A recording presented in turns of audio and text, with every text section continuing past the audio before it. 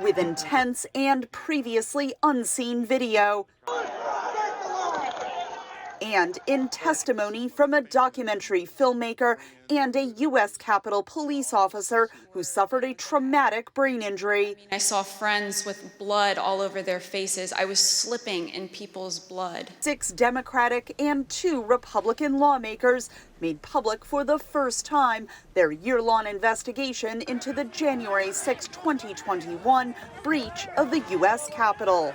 It was domestic enemies of the Constitution who stormed the Capitol and occupied the Capitol, who sought to thwart the will of the people to stop the transfer of power. And so they did, so at the encouragement of the President of the United States. The President of the United States trying to stop the transfer of power, a precedent that had stood for 220 years. Trump was impeached in January 2021 for inciting that riot, just 1 week before leaving the White House.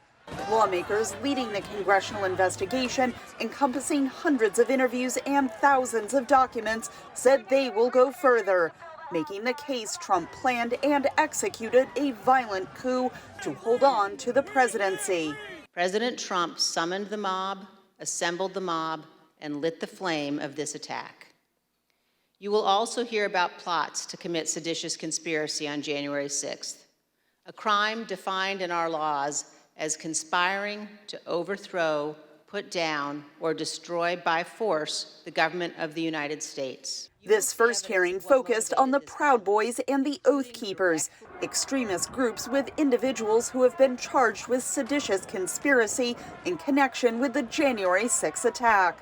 Filmmaker Nick Kested testified about filming those groups that day. I documented the crowd turn from protesters to rioters to insurrectionists. I was surprised at the size of the group, the anger and the profanity. All but a handful of congressional Republicans have already claimed the investigation's results are illegitimate. It is the most political and least legitimate committee in American history.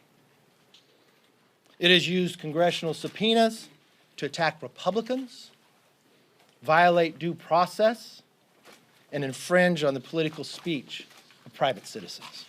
But in 4 more hearings throughout this month, committee investigators said they would prove Trump made a coordinated, multi-step effort to overthrow the results of the election.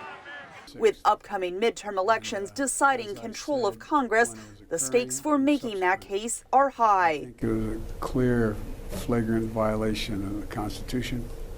I think these guys and women broke the law, tried to turn around the result of an election.